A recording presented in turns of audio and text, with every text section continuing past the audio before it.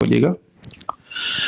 अतः पुंबे द्विजा श्रेष्ठा, अतः पुंभिद्विज श्रेष्ठा, वर्णाश्रम विभागशः, वर्णाश्रम विभागशः, स्वनिष्ठितस्य धर्मस्य, स्वनुष्ठितस्य धर्मस्य, संसिद्धिर्हरितोषणम्, संसिद्धिर्हरितोषणम्। अतः पुंबेर्द्विजा श्रेष्ठा, अतः पुंभिर्द्विज श्रेष्ठा, वर्णाश्रम विभागशः, वर्णाश्रम विभागशः, स्वनिष्ठितस्य धर्मस्य, स्वनुष्ठितस्य धर्मस्य, संसिद्धिर्हरितोषणम्, संसिद्धिर्हरितोषणम्। अतः पुंबेर्द्विजा श्रेष्ठा, अतः पुंभिर्द्विज श्रेष्ठा, वर्णाश्रम विभागशः, वर्णाश्रम विभागशः, स्वनिष्ठितस्य धर्मस्य, स्वनुष्ठितस्य धर्मस्य, संसिद्धिर्हरितोषणम्। संसिद्धिर्हरितोषणम्। आवृत्ति कीजिए।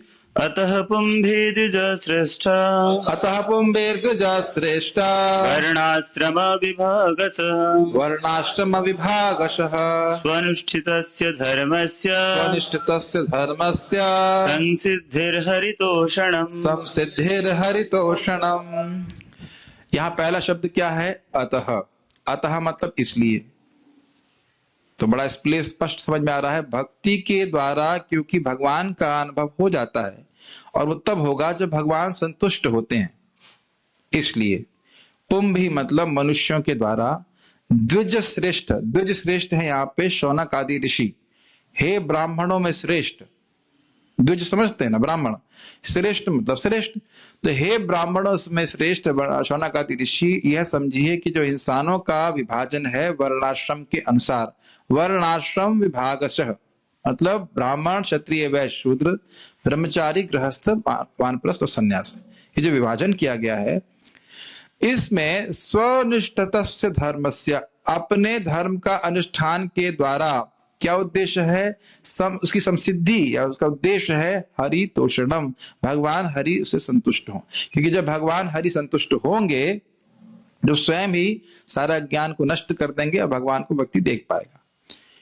ये व्यक्ति को अपने जीवन में बड़ा स्पष्ट रूप से जीवन के लक्ष्य को व्यक्ति यहाँ पे स्पष्ट प्रकट किया जा रहा है कि जीवन के लक्ष्य है कि व्यक्ति अपने स्थान पे रहे, चाहे वो गृहस्थ हो, चाहे वानप्रस्थ हो, चाहे किसी आश्रम में रहे, ब्रह्मचारी हो, चाहे कोई भी हो। उसको ये देखना चाहिए कि क्या मेरे कर्तव्यों से भगवान संतुष्ट हो रहे हैं। भगवान स्पष्ट रूप से भक्ति के द्वारा संतुष्ट होते हैं। अब वो भक्ति का स्वरूप क्या होना चाहिए और कैसे संतुष्ट होंगे, वो अगले श्लोक में देखेंगे। लेकिन अभी सिद्धांत ये समझ रहे हैं कि जो कुछ भी कर रहे हैं उससे ये देखना चाहिए कि भगवान संतुष्ट हो। ये बात बहुत महत्वपूर्ण है। Does it make sense? Yes. हम लोग आगे पढ़ते हैं इसको। अनुवाद। श्लोक समझ में आ रहा है? भगवान संतुष्ट होंगे तभी कोई साक्षात्कार प्राप्त होगा। भगवान अगर संतुष्ट नहीं हुए तो कुछ नहीं मिलने वाला। याद आ रहा है, ज्ञान और योग की सिद्धि भी भक्ति मिश्रित करते हैं तो भगवान उससे संतुष्ट होते हैं, तो ज्ञान और योग की सिद्धि प्राप्त होती है। यही आने वाला है अभी। तो अगर भगवान ही संतुष्ट नहीं हुए, भगवान संतुष्ट होते हैं भक्ति के द्वारा, कि थोड़ा सा भी भक्ति नहीं कर रहा है तो वो कुछ भी जो करेगा धर्म, उससे कुछ भगवान संतुष्ट नहीं होने वाले। और भगवान ही किसी भी धर्माचरण के फल को देने वाले हैं। भले हमें लग रहा है ये देवता दे रहा है, वो देवता दे रहा है, लेकिन भगवान गीता में स्पष्ट बोलते हैं, मय्येव विहितान हितान, मेरे ही द्वारा दिए जाता है। जो कुछ भी फल किसी व्यक्ति को प्राप्त हो रहा है देवता के द्वारा भी, वो भगवान के ही द्वारा दिया जाता है। भगवान आज्ञा देते हैं तो हाँ चाहिए कैसे कर लेने दो, कोई दिक्कत नहीं। तो भगवान ही संतुष्ट नहीं हुए तो कुछ प्राप्त नहीं होगा। ये समझ में आ रहा है? अनुवाद। अतः हे द्विजा श्रेष्ठ, निष्कर्ष यह निकलता है कि वर्णाश्रम धर्म के अनुसार अपने कर्तव्यों को पूरा करने से जो परम सिद्धि प्राप्त हो सकती है वह है भगवान को प्रसन्न करना। ठीक, सारार्थ दर्शनी। अब इसका लिंक देखिएगा, लिंक इतना लंबा है, कम से कम 4 पेज का लिंक हो गया। लिंक बड़ा लंबा है। श्लोक 1-2-8 में यह पहले ही कहा जा चुका है कि वर्णाश्रम धर्म का जो श्रम है, वर्णाश्रम धर्म व्यर्थ का परिश्रम है। श्रम नहीं होना चाहिए, धर्म होना चाहिए। वर्णाश्रम धर्म व्यर्थ का परिश्रम है। क्यों? धर्मः स्वनिष्ठितः पुंसाम विश्वक्सेन कथासु यः नोत्पाद्येत् यदि रतिं श्रम एव हि केवलम्। अब एक्सटर्नली रखा हुआ है, वर्णाश्रम के पालन कर रहा है, गृहस्थ है, ब्रह्मचारी है, कुछ भी है, लेकिन भगवान में अगर प्रेम नहीं है, भगवान की कथा में रुचि नहीं है, तो सब व्यर्थ है। और वहां पे बताया गया था स्पष्ट रूप से कि भक्ति करने के द्वारा, कथा श्रवण करने के द्वारा ही कथा में रुचि होती है। केवल वर्णाश्रम के नियमों का पालन करने से कथा में रुचि नहीं हो जाती है। शुद्धिकरण होता है, लेकिन कथा में रुचि नहीं हो जाएगी सीधे। यहां तक कि भक्ति से शून्य ज्ञान और योग भी व्यर्थ के परिश्रम है। योग समझ रहे हैं, अष्टांग योग और ज्ञान योग अगर कोई कर रहा है और सिर्फ भक्ति नहीं है, भगवान का कोई नाम जप नहीं है, कथा श्रवण नहीं है, तो फिर वह फलीभूत नहीं होगा। फलीभूत मतलब उसका फल प्राप्त नहीं होगा। बहुत सुंदर श्लोक है और इसको स्वयं ब्रह्मा जी कह रहे हैं। मेरे पीछे बोलिएगा, एक वक्त माइक पे बोलिए, बहुत सुंदर श्लोक है। श्रेयः श्रुतिं भक्तिमुदस्यते विभो, श्रुतिं भक्तिमुदस्यतो विभो। क्या निर्जल करके आए क्या? क्लिश्यन्ति ये केवल बोध लब्धये, क्लिश्यन्ति ये केवल बोध लभ्यते, तेषामसौ क्लेशल एव शिष्यते, तेषामसौ क्लेशल एव शिष्यते। नान्यद् यथा स्थूलतुषावघातिना, नान्यद् यथा स्थूलतुषावघातिनाम्। श्लोक लिंक तो भूल जाइए, श्लोक इतने सुंदर है ना, लिंक तो आगे आएगा। बहुत सुंदर श्लोक कह रहे, श्रेया श्रुतिम भक्तिम। श्रुति मतलब मार्ग। ये जो भक्ति का मार्ग है, ये परम श्रेय प्रदान करने वाला है। एक ही नाम देखिए ना, हरे, और अनंत जन्मों के पाप कट जाते हैं। अब इस भक्ति के मार्ग को छोड़ दे, भगवान का नाम जप नहीं करे, भगवान को प्रणाम नहीं करे, तो कह रहे श्रेय श्रुतिम भक्तिम उदस्यते विभो। ते मतलब आप, भगवान कृष्ण को प्रार्थना ब्रह्मा जी कह रहे हैं, हे विभु, हे महान भगवान, आपकी भक्ति जो परम श्रेय का मार्ग है, उसको कोई त्याग दे। और क्लिश्यन्ति ये केवल बोध लब्ध, ये केवल बोध मतलब ब्रह्मानुभूति प्राप्त करने के लिए वह बहुत क्लेश उठाए। क्लिश्यन्ति मतलब बहुत कठिनाई उठाए, भक्ति छोड़ दिया और रफ रोड पे जा रहा है। आप तो ड्राइवर अब जानते हैं ना, ड्राइविंग जानते हैं, तो हाईवे छोड़ दिया उसने और ऐसी रोड पे जा रहा है जो गड्ढे गिरे, तो ऐसा भी नहीं कि वो अपने स्थान पे पहुंचेगा, वो खाई में ही गिरेगा, ये बोल रहे हैं। क्लिश्यन्ति ये केवल बोध लब्धे, भाई हम ब्रह्मानुभूति करेंगे, ब्रह्म की प्राप्ति करेंगे, ये वो, लेकिन भगवान को प्रणाम ना करे, तो कह रहे हैं बड़ा कष्ट का मार्ग है। तो कहे कुछ तो मिलेगा भाई, कुछ तो मिलेगा। अरे भगवान को छोड़ दिया कोई बात नहीं, कष्ट ले रहा हूं तो कुछ तो मिलेगा। तो कहते हैं ना, तेषाम असौ क्लेशल एव शिष्यते। क्लेश तो कर ही रहे हैं और मिलेगा भी क्लेश। समझ में आया? कठिनाई है, ब्रह्म का ध्यान करो, ये करो। अब यहां बोलो हरे कृष्णा कृष्णा कृष्णा हरे हरे, हरे राम राम राम हरे। कोई कठिनाई? आप जरा ब्रह्म पे ध्यान कीजिए। ब्रह्म समझ नहीं आता ब्रह्म है क्या, वह कठिनाई ना बहुत। इंद्रियों के परे कोई चीज है, निराकार, बहुत कठिनाई है। तो कह रहे हैं कि ना, बहुत क्लेश है और क्या मिलेगा बाद में रिजल्ट? क्लेश मिलेगा। एव मतलब निश्चित ही, क्लेशल एव शिष्यते, कठिनाई भोग रहे हैं साधन के समय में और साध्य अवस्था में भी कठिनाई ही प्राप्त होगी। ऐसा क्यों बोल रहे हैं? तो दृष्टांत से बता रहे हैं, नान्यद यथा, और कुछ भी नहीं, स्थूल तुषाव घाती नाम, महान स्थूल मतलब बहुत पर्वत प्रमाण। एक मैंने पहले भी बोल चुका हूं, चावल की थोथी भूसी पर्वत प्रमाण बहुत सारी, और उसको कोई कूटे और सोचे कि चावल निकलेगा इसमें से, तो उसे क्या मिलेगा? केवल हाथ में दर्द होगा। रिफाइंड भूसा मिल सकता है, ये हो सकता है लेकिन भूसा तो नहीं खा सकता वो, है कि नहीं? समझ रहे हैं? कौन बोल रहा है? ब्रह्मा जी बोल रहे हैं। एकदम इसे स्थापित कर लेना चाहिए कि भक्ति के अलावा और कोई साधन करने की आवश्यकता है नहीं। और अगर कोई साधन कर रहा है और भक्ति का आश्रय नहीं ले रहा, तो नरक ही जाएगा, वो कुछ फायदा नहीं होगा। क्लेशल एव शिष्यते। और क्लेश क्यों भी होगा? क्योंकि बार बार ब्रह्म का ध्यान करने बैठे तो भक्तों का संग हो तो भी सोचेगा नहीं ब्रह्म की प्राप्ति करनी, ये और कठिनाई हो जाएगी। हे प्रभु, आत्म साक्षात्कार का सर्वोत्तम मार्ग तो आपकी ही भक्ति है। यदि कोई इस मार्ग को त्याग करके ज्ञान के अनुशीलन में प्रवृत्त होता है, तो उसे क्लेश उठाना होगा और वांछित फल भी नहीं मिल पाएगा। जिस प्रकार थोथी भूसी को पीटने से अन्न या गेहूं नहीं मिलता है, उसी तरह जो केवल चिंतन करता है उससे आत्म साक्षात्कार नहीं हो पाता, उसके हाथ केवल क्लेश लगता है। श्रीमद् भागवत 10:14-4। महाराज जी का प्रवचन सुन रहा था, उसमें बोल रहे कहीं कोई प्रवचन हो रहा होगा, तो वहां के हमारे इस्कॉन कोई डिवोटी होगा, उसने बोला ये मौन से क्या फायदा होता है, मौन की उसने उपेक्षा कर दी, मौन से अच्छा है कि भगवान का नाम उच्चारण करो। और वहां के जो लीडर थे वो मौनी बाबा थे, तो उनके शिष्य ने बोला था कि मैं शास्त्रार्थ करूंगा, तुमने गुरु को बुलाओ, ये वो ऐसा करके। लेकिन मौन से क्या फायदा? प्रभुपाद जी कहते हैं, एक जगह बोला भी गया है, सर्प भी तो मौन रहता है, सांप भी तो चुप रहता है, तो क्या उसे ब्रह्म ज्ञान हो जाता है चुप रहने से? और हम लोग भी रात में सोते हैं, तो अगर खराटे ना मार रहे हो तो चुप ही रहते हैं कि नहीं? पूरी दुनिया 8-9 घंटे रात में तो सोते ही रहती है, तो क्या उसी से ब्रह्म ज्ञान हो जाता है चुप रहने से? प्रभुपाद जी कहते हैं व्यर्थ की बात कहे तो उससे अच्छा कि भगवान निराकार है, उससे अच्छा है वो चुप रहे। लेकिन अगर किसी को मालूम चल जाए कि भगवान कितना सुंदर रूप है, गुण है, तो उसको बोलना चाहिए, निरंतर बोलना चाहिए। तो समझ में आया? कोई व्यक्ति ज्ञान का प्रयास करे और भक्ति को छोड़ दे तो क्या मिलेगा उसको? छाले, हाथ में छाले होता ना, या रिफाइंड भूसा। समझ में आ गया? तो उसके लिए प्रयास करने वाला व्यक्ति मूर्ख कहा जाएगा ना। अच्छा, अभी नारद जी की युक्ति है, मेरे पीछे बोलिए।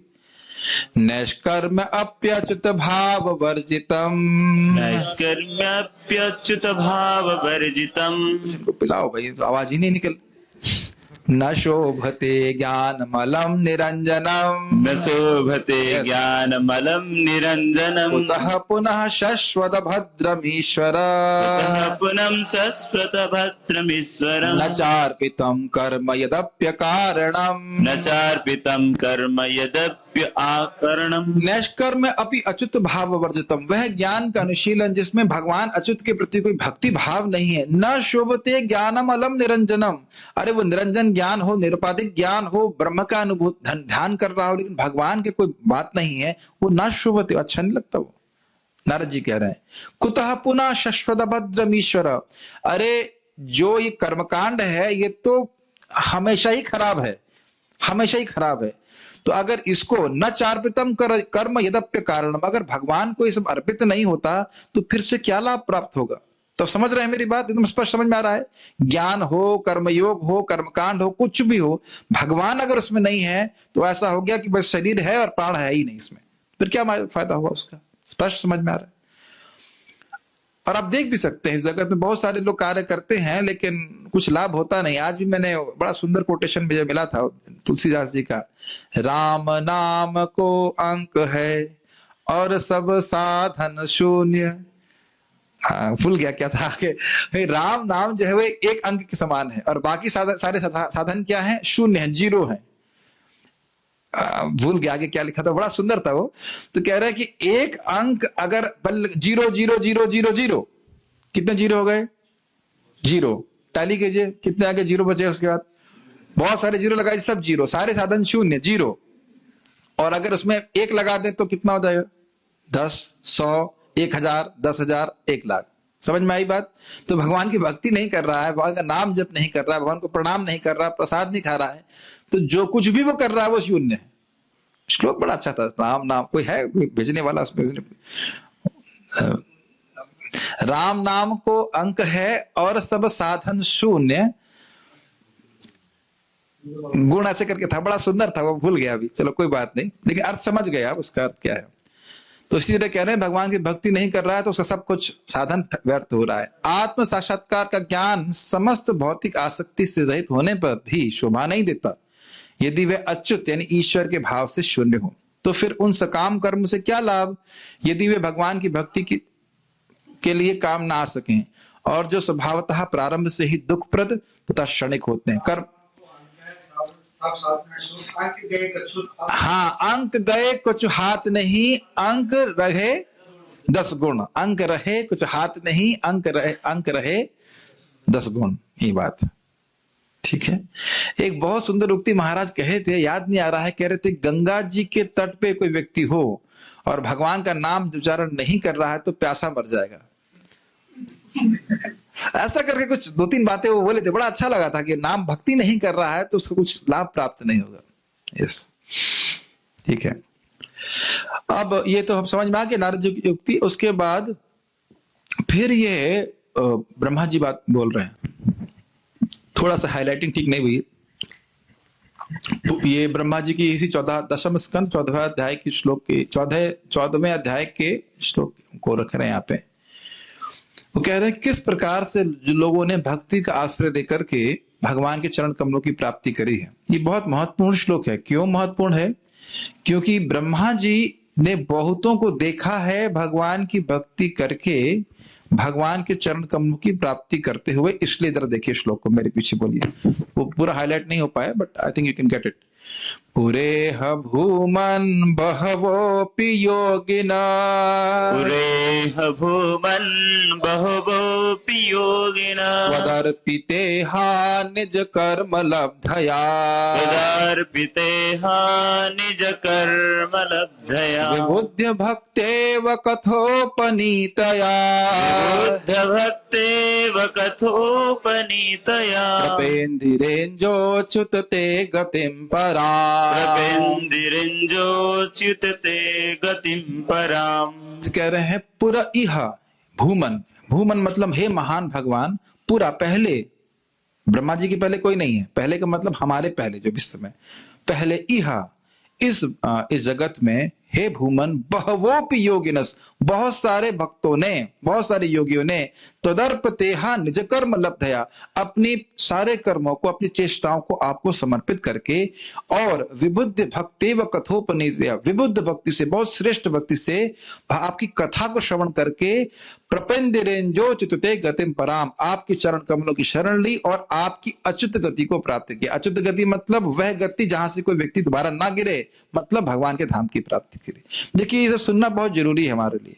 हम नाम जप कर रहे हैं, भगवान को प्रणाम कर रहे हैं, धाम वास कर रहे हैं या भक्तों का संग कर रहे हैं, ये इसकी महिमा सुनना कि ये हमेशा काम किया है, ये सुनना बहुत जरूरी है।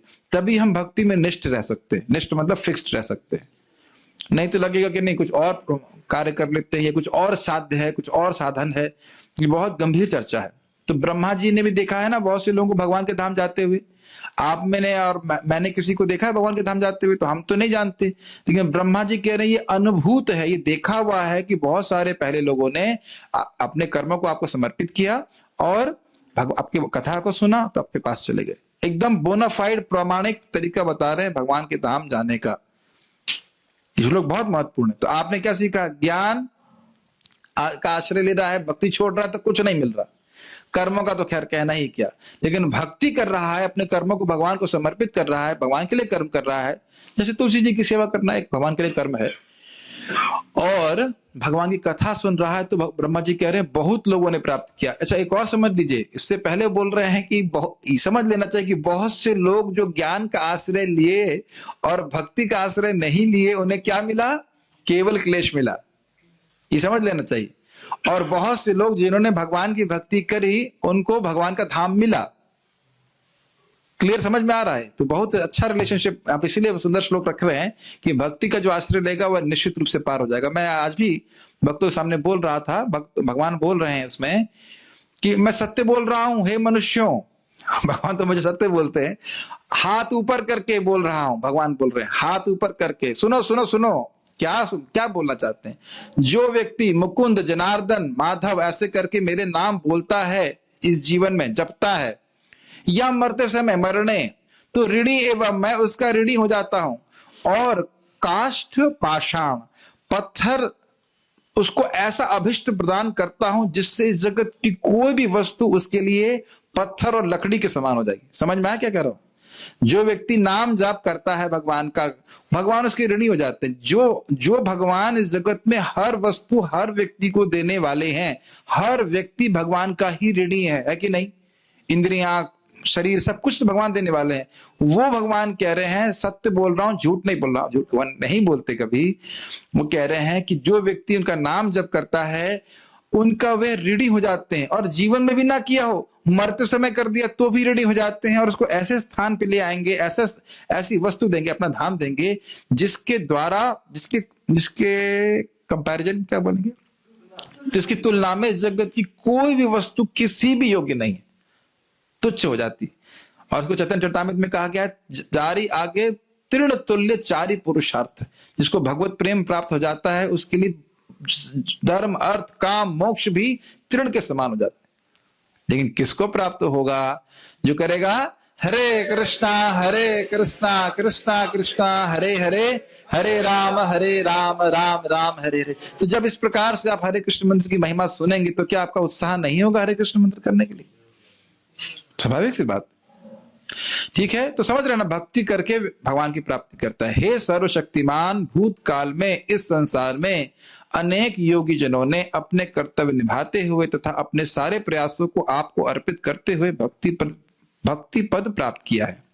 हे अच्युत, आपके श्रवण तथा कीर्तन द्वारा संपन्न ऐसी भक्ति से वे आपको जान पाए और आपकी शरण में जाकर आपके परम धाम को प्राप्त कर सके। श्रीमद् भागवत 10:14-5।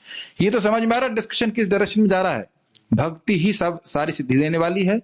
भक्ति का कोई आश्रय लेता नहीं है तो वो कुछ प्राप्त नहीं कर पाएगा। ठीक, इस अध्याय से यह पहले ही स्पष्ट हो गया है कि शुद्ध भक्ति जिसमें कर्म, ज्ञान और योग आदि का मिश्रण नहीं होता है, वही बुद्धि को संतुष्ट करने वाली होती है। कौन सा श्लोक था?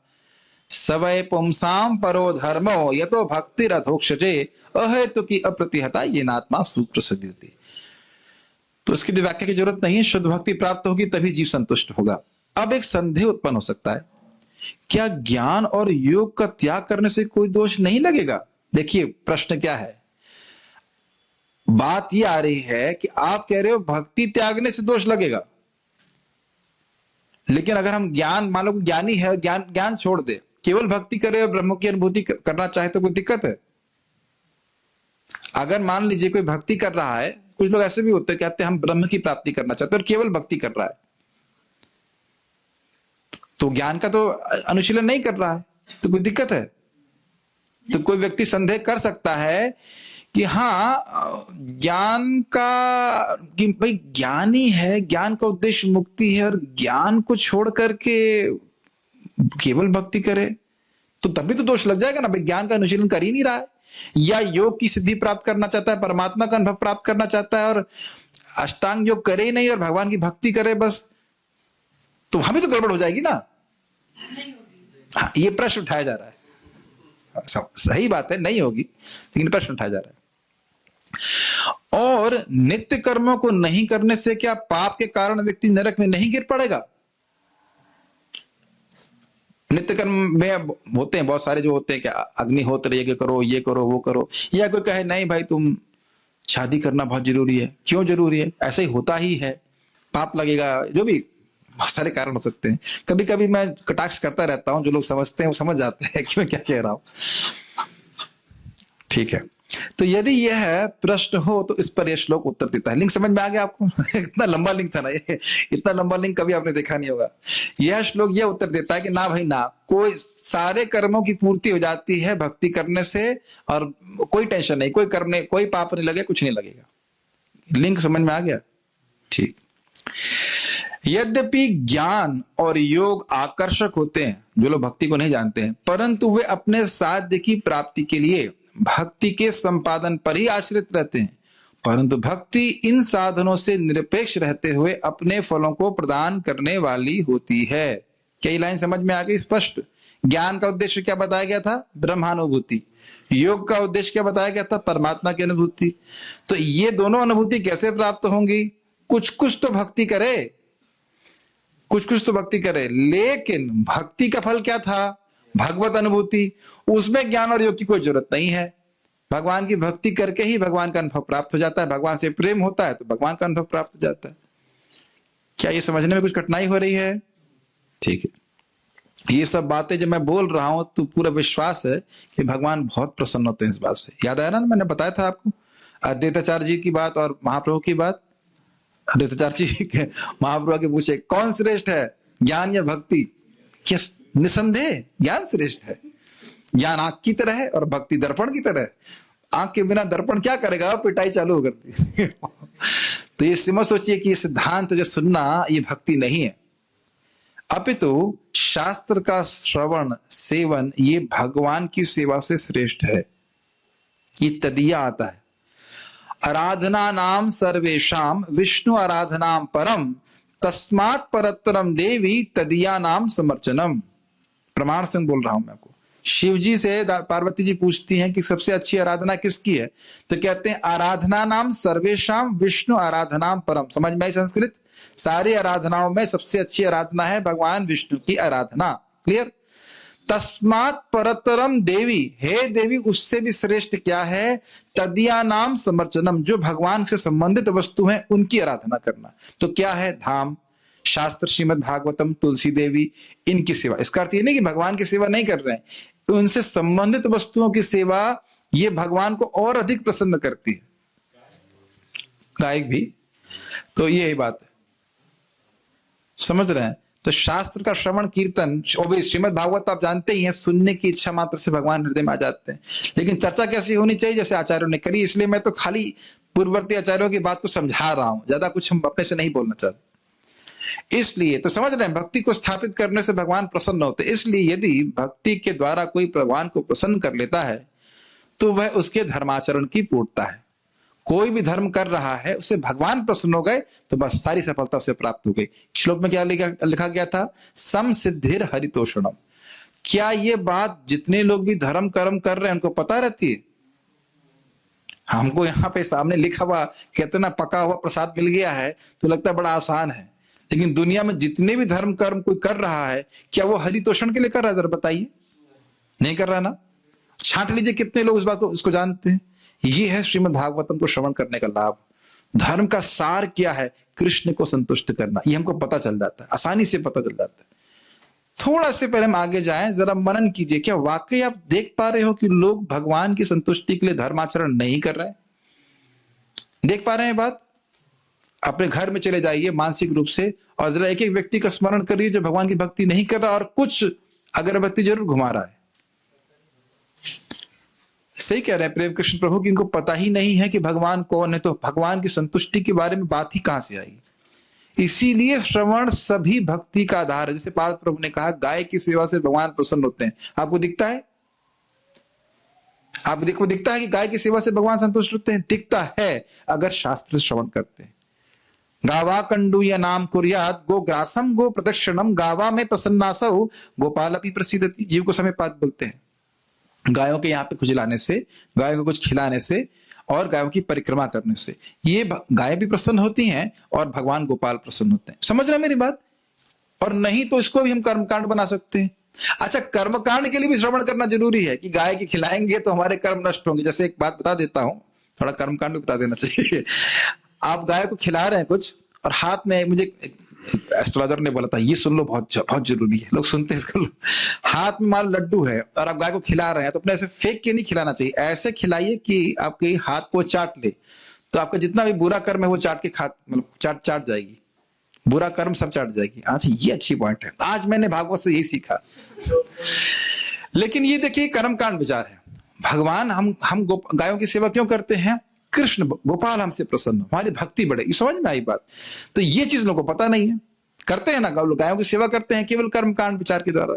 ये चीज है। जो व्यक्ति अपने सारे कर्मों की पूर्णता में संपादित करने के बाद भी सिद्धि को प्राप्त नहीं,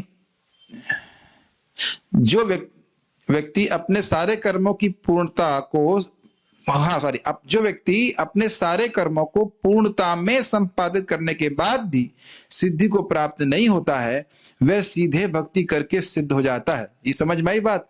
सारे कर्म कर रहा है, कर्मकांड खूब बढ़िया से कर रहा है, लेकिन अच्छा सा करने के बाद भी सिद्धि जो नहीं मिल रही है वह भक्त को अनायास बिना प्रयास के मिल जाती है। याद आ रहा है इंद्र की कहानी? खूब यज्ञ किए तब जाके इंद्र पद प्राप्त हुआ, और भगवत गीता के 5 श्लोक बोले और इंद्र मिल गया, इंद्र पद प्राप्त हो गया। समझ में आ रहा? भक्ति की शक्ति, भक्ति के एक आभास मात्र से व्यक्ति को सारे भौतिक भोग प्राप्त हो जाते हैं। अब व्यक्ति प्रश्न कर सकता था आप लोग क्यों नहीं मिल रहे? क्योंकि हम चाहते ही नहीं है, भोग नहीं चाहते हैं, हम भगवान की भक्ति चाहते हैं। जो चाहता है उसको मिल भी जाता है। मैंने उदाहरण दिया था ना, हे मदन मोहन मुझे मेरा पैसा वापस कर दो। इतना मदन मोहन जी दिए, बताओ 50 लाख रुपए डोनेशन दिया उसने कुशाला। आप जानते हैं ना उस व्यक्ति को। अब आप पूछेंगे कौन व्यक्ति था, उसने कौन सी प्रार्थना करी थी, कौन सी मदन मोहन जी, एड्रेस बताओ। ना हम नहीं बताएंगे, इसके लिए भगवान के पास नहीं जाना चाहिए। इसे भगवान की युक्ति से समझना चाहिए। मेरे पीछे बोली, बहुत अच्छे अच्छे श्लोक है। यत कर्म भीर यत तपसा यत्कर्म भिर्यत् तपसा ज्ञान वैराग्य तश्चय ज्ञान वैराग्य तस्य योगेन दान धर्मेण योगेन दान धर्मेण श्रेयोभिर्तिरैरपि श्रेयभिरितरैरपि सर्वं मद भक्ति योगेन सर्वं मद्भक्ति योगेन मद्भक्तो लभते अंजसा मद्भक्तो लभते अंजसा स्वर्गापवर्गं मद्धाम स्वर्गापवर्गमद्धाम कथंचित् यदि वांछति। कथंचित् यदि वांछति। तो कह रहे हैं यत कर्म फिर, जो कर्मों के द्वारा, कर्म इत्यादि के संपादन के द्वारा जो प्राप्त हो सकता है, यत तपसा, यह तपस्या के द्वारा, ज्ञान वैराग्य तश्चयत, ज्ञान और वैराग्य के अनुशीलन के द्वारा जो भी कुछ श्रेय की प्राप्ति हो सकती है, योगेन दान धर्मेण, अष्टांग योग के द्वारा या दान आदि के द्वारा जो कुछ भी श्रेय आगे अच्छा परलोक सुधर, इस प्रकार से भी सुधर सकता है। इतरैरपि मतलब इसके अलावा और कोई भी साधन ले लीजिए। तो कह रहे हैं सर्वम मद भक्ति योगेना, सब कुछ मेरे भक्ति योग के द्वारा, मद भक्तो लभते अंजसा, मेरे भक्त को बड़ी आसानी से प्राप्त हो जाता है। स्वर्ग अपवर्ग मद धामा कथंचित यदि वांछति, स्वर्ग चाहता है तो स्वर्ग मिल जाता है, अपवर्ग मतलब मुक्ति चाहता है तो मुक्ति मिल जाती है, मद धाम मतलब अगर मेरे धाम को चाहता है तो मिल जाता है। अब यहां ध्यान देना होगा, कथंचित यदि वांछति मतलब भक्त ये सब चाहते नहीं है, लेकिन अगर भक्त चाहते हैं तो अपने आप प्राप्त हो जाता है। तो कहेंगे भगवान के धाम क्यों नहीं जाना चाहते भक्त? देखिए, भगवान के भक्त भगवान के धाम केवल अपने इसलिए नहीं जाना चाहते कि इस जगत में कष्ट है, वे भगवान की सेवा चाहते हैं। तो स्वाभाविक सी बात है कि भगवान के धाम में सेवा मिलती है तो इसलिए जाना चाहते हैं, लेकिन इसलिए नहीं जाना चाह रहे हैं कि अरे बस यहाँ पे जगत में कष्ट है इसलिए जाए। ये सच्चे भक्तों का लक्षण है। वो भक्ति करते हैं, भक्ति करते हैं, भक्ति करते हैं, अपने आप ही भगवान उसको वापस लेके जाएंगे, उसमें अलग से मांगने की क्या जरूरत है। कृष्ण को संतुष्ट कर रहे हैं तो अपने आप ही चले जाएंगे, उसमें क्या दिक्कत। जैसे तुलसी देवी के बारे में एक व्यक्ति ने प्रश्न किया प्रभुपाद जी को कि शरीर छोड़ने के बाद तुलसी देवी क्या भगवत धाम चली जाती हैं? तो प्रभुपाद जी ने कहा नहीं, वो हमेशा भगवत धाम में ही है। उनकी चेतना, वो शुद्ध भक्त है, वो हमेशा भगवान के धाम में है। उनको देखने मात्र से व्यक्ति भगवान के धाम चला जाता है। इसीलिए हमने यहाँ पे भी भगवान तुलसी देवी को दिखा रहे हैं सबको, ठीक है। उनसे एनर्जी मिल रही मुझे प्रीचिंग करने के लिए। इन सारी वस्तुओं को जो सकाम कर्म, तपस्या, ज्ञान, वैराग्य, योग, दान, धर्म तथा जीवन को पूर्ण बनाने वाले अन्य सारे साधनों से प्राप्त की जाती हैं, मेरा भक्त मेरे प्रति भक्ति से अनायास प्राप्त कर लेता है। यदि मेरा भक्त किसी न किसी तरह स्वर्ग जाने, मोक्ष या मेरे धाम में निवास करने की इच्छा करता है तो वह ऐसे वर सरलता से प्राप्त कर लेता है। श्रीमद् भागवत 11, 20, 32, 33। देखिए, आप इसको हल्के में मत दीजिएगा, क्योंकि हम देख रहे हैं कि बहुत से लोग भक्ति छोड़ते हैं। क्यों छोड़ते हैं? श्रद्धा कम हो जाती। श्रद्धा कम है ना कि इस भक्ति से सिद्धि प्राप्त नहीं होगी, तभी तो भक्ति छोड़ रहे हैं ना। Is it not? तो ये सब श्लोक हमें सुनना बहुत जरूरी है। मद धाम, भगवान का धाम भी भक्ति करके, नाम जप करके बड़ी आसानी से प्राप्त हो जाता है। और इस पे व्यक्ति को फोकस होना चाहिए। जीवन टलमल गाया था ना हमने, मेरे को इस जीवन में भगवान के पास पहुंचना है, स्पीड होनी चाहिए। तो इस विचार को कि भक्त को अपने कर्म नहीं करने से पाप लगता है, त्याग देना चाहिए। समझ में आए बात? जो जो कर्म करने से लाभ मिलता, आप अगर उनको फोन चाहिए तो दे सकते पढ़ने के लिए। जो जो किसी व्यक्ति को, ये बहुत महत्वपूर्ण है। अरे हम लोग शिव जी की पूजा करते थे 10 साल से, अब हम हरे कृष्णा करने लगे तो क्या हम शिव जी हमसे गुस्सा नहीं हो जाएंगे?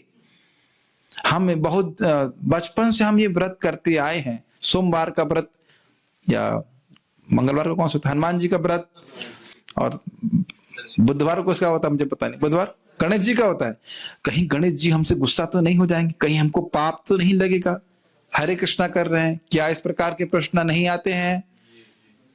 होता है। लोग इस्कॉन का ऑल्टर लगा देंगे घर पे, लेकिन कोने में दुर्गा जी का ऑल्टर जरूर होगा।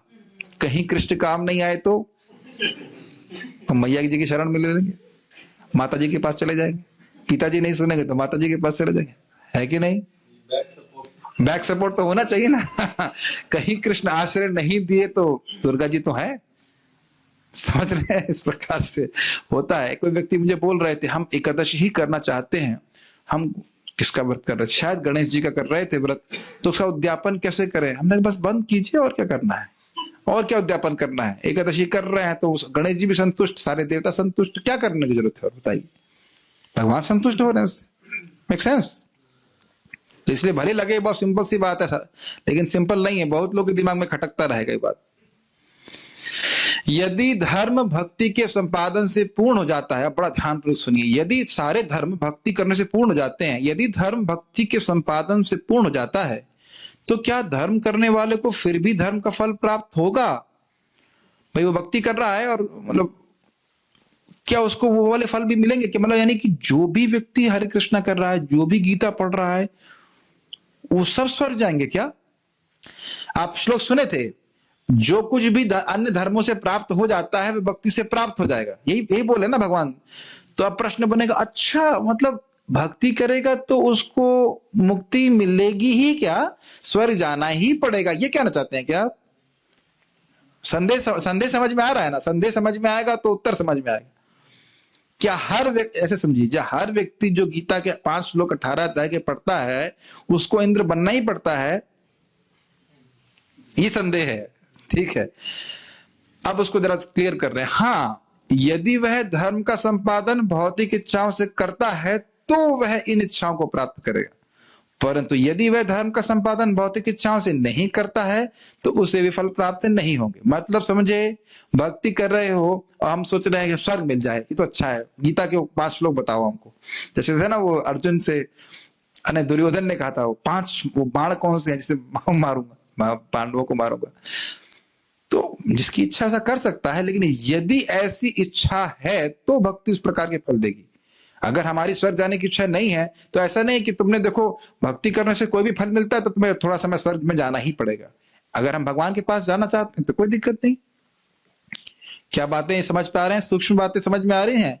ये बहुत बड़ा गेम है, ये इसीलिए सीखना चाहिए सब बातें। अगर हरे कृष्णा कर रहे हैं, उसे कहते हैं भुक्ति नाम, भोग की लालसा है तो भोग की इच्छाएं पूर्ण हो जाएंगी। जो चाहेंगे वह हरे कृष्ण मंत्र के द्वारा पूर्ण हो जाएगा। लेकिन हमें समझना चाहिए कि संतुष्टि कैसे होगी? अहेतु की अप्रतिहता भक्ति के द्वारा ही।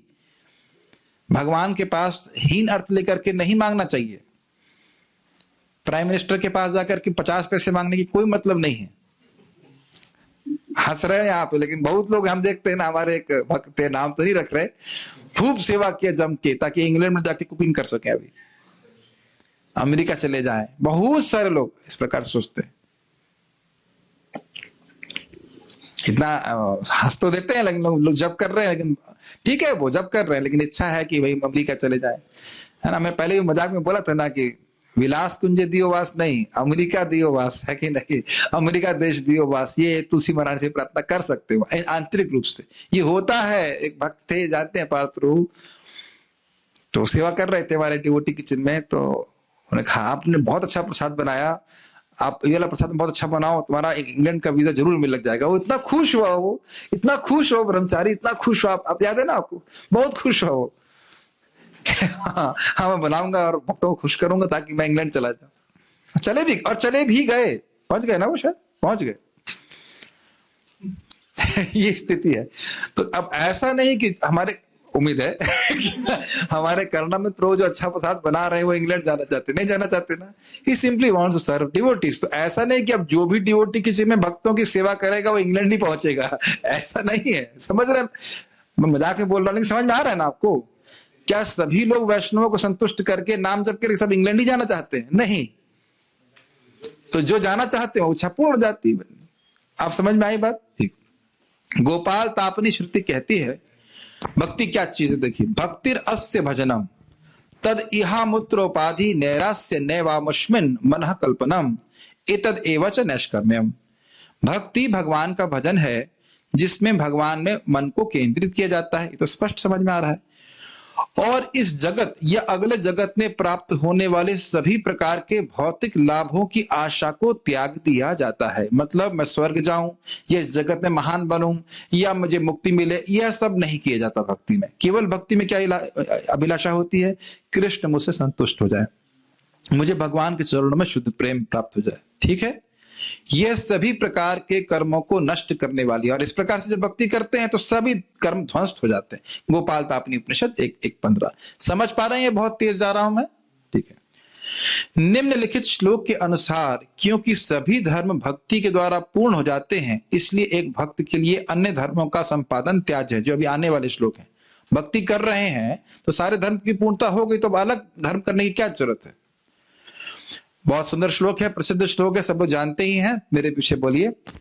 यथा तरोर्मूल निषेचनेना यथा तरुर्मूल निषेचनेन तृप्यन्ति तत्स्कन्धभुजोपशाखाः तृप्यन्ति तत्स्कन्धभुजोपशाखाः प्राणोपहाराच्च यतेन्द्रियाणाम् प्राणोपहाराच्च यथेन्द्रियाणाम् तथैव सर्वाहरणमच्युतेज्या तथैव सर्वाहरणम् अच्युतेज्या यथा तरोर्मूल निषेचनेन, जिस प्रकार से तुलसी देवी यहाँ पे हैं तो इनके जड़ में पानी दे दिया, तो मूल निषेचनेन मतलब मूल में जड़ में पानी देने से तृप्यन्ति तत्स्कंद भुजोपशाखा, तो उसकी सारी स्कंद मतलब ब्रांचेस और भुजाएं और शाखाएं सबको जल मिल जाता है।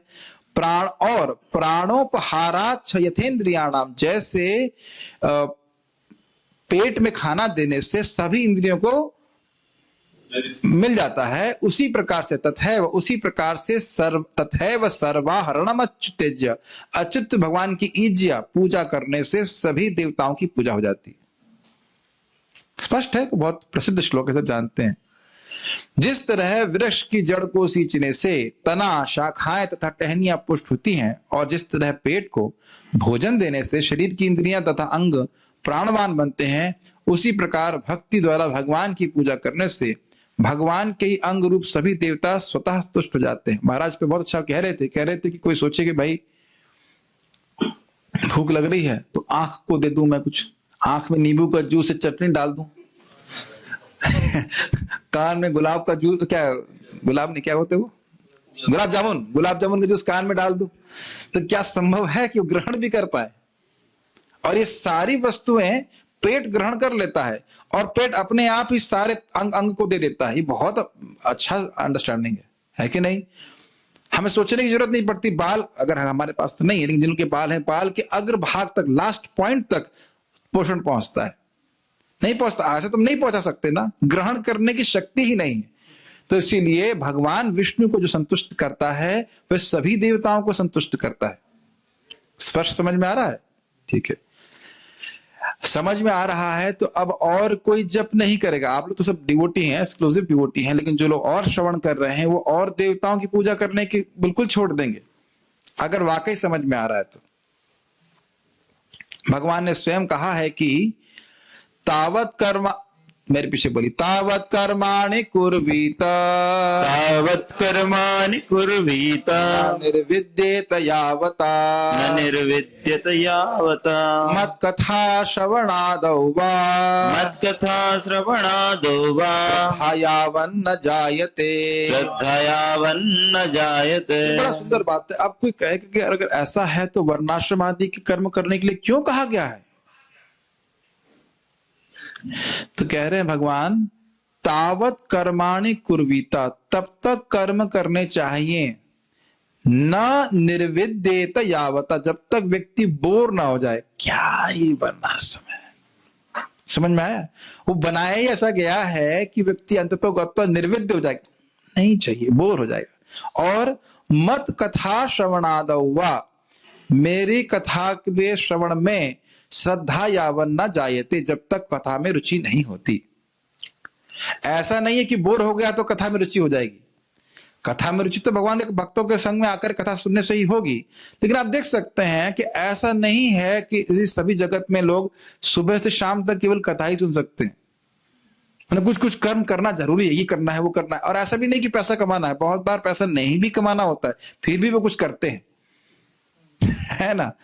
तो इस परम पूज्य गौर कृष्ण महाराज बड़ा अच्छा बोलते थे, कह रहे थे कि कर्म छोड़ने नहीं पड़ते हैं, कर्म छूट जाते हैं। कथा सुनते सुनते सुनते सुनते जब कथा का आसक्ति बढ़ने लगती है, अपने आप ही उन कर्मों को करने की इच्छा समाप्त हो जाती। ठीक है, समझ रहे होंगे इस बात को।